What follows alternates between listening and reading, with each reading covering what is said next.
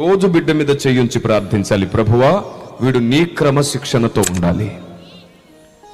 ప్రభువా, నా కుమారుడికి మీరే నాయకులు. ప్రభువా, పరిశుద్ధాత్ముడా, వీడి స్వభావాన్ని నీ లేఖనానికి, నీ చిత్తానికి అనుకూలంగా మీరే మార్చండి. ప్రభువా, ప్రభువా, వీడు అల్లరి ఆత్మతో నింపబడకుండా దయ చూపించు. ప్రభువా, ప్రభువా, వీడిలోనికి లోకమాలిన్యం వెళ్లకుండా సహాయం చేయి. ప్రభువా, తల్లి అనుదినము బిడ్డ మీద చేయించి ప్రార్థించాలి. అలాగే బిడ్డ ముందు ఖచ్చితంగా బెత్తము పట్టుకొని వాడు ప్రార్థనలో మోకరించేటట్లు తల్లి నేర్పాలి. మీకు తెలుసా, ఈ భూమి మీద ఎవరైనా గొప్ప వాళ్ళు ఉన్నారు అంటే, ఎవరైనా యోధులు ఉన్నారంటే, ఎవరైనా గొప్ప భక్తులు అయ్యారంటే అది తల్లుల వల్లే అయ్యాడు.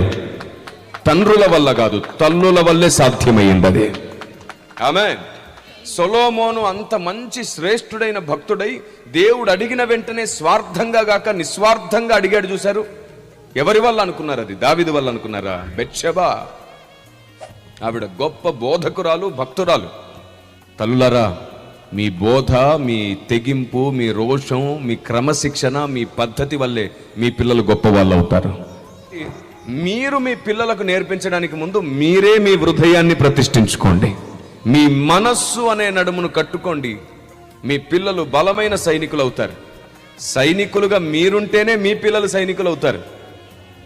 ఉదయం లేవగానే ఎప్పుడైనా నువ్వు మోకరించి ప్రార్థన చేయి.